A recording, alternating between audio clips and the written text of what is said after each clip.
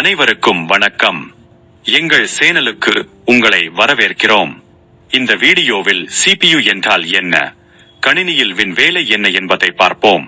வீடியோவிற்குள் செல்வதற்கு முன் லைக் செய்யவும், பகிரவும், எங்கள் சேனலுக்கு சப்ஸ்கிரைப் செய்யவும்.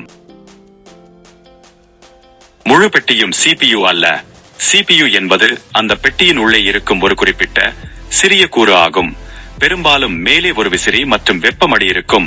இது பணிகளை செயலாக்க கணினியின் மூளையாக செயல்படுகிறது.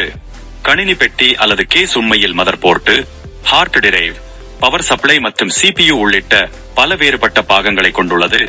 இவை அனைத்தும் கணினி செயல்பட ஒன்றாக வேலை செய்கின்றன.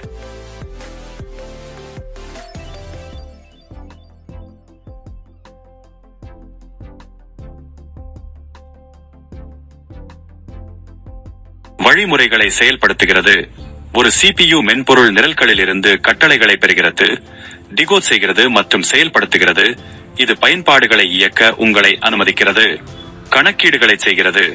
இது தரவை செயலாக்க கணித, எண்கணிதம் மற்றும் தருக்க, முடிவெடுக்கும் செயல்பாடுகள் இரண்டையும் கையாளுகிறது. தரவு ஓட்டத்தை நிர்வகிக்கிறது. கணினிக்குள் தரவு ஓட்டத்தை CPU கட்டுப்படுத்துகிறது. தகவல் சரியான கூறுகளுக்கு செல்வதை உறுதி செய்கிறது. கட்டுப்பாட்டு கூறுகள். இது ஒரு மைய கட்டுப்படுத்தியாக செயல்படுகிறது. பிற வன்பொருள் கூறுகளுக்கு சமிக்ஞைகளை அனுப்புகிறது மற்றும் அவற்றின் செயல்பாடுகளை ஒருங்கிணைக்கிறது.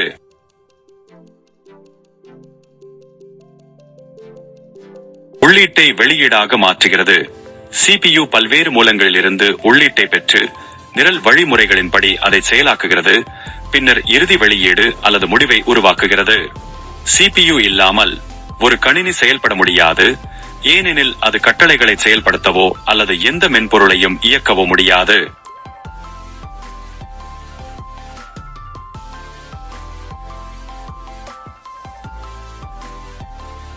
செயல்திறன் குறைபாட்டை தடுக்கவும், கூறுகளுக்கு நிரந்தர சேதத்தை தவிர்க்கவும், கணினியின் ஒட்டுமொத்த ஆயுளை நீட்டிக்கவும் களை குளிர்ச்சியாக வைத்திருக்க வேண்டும்.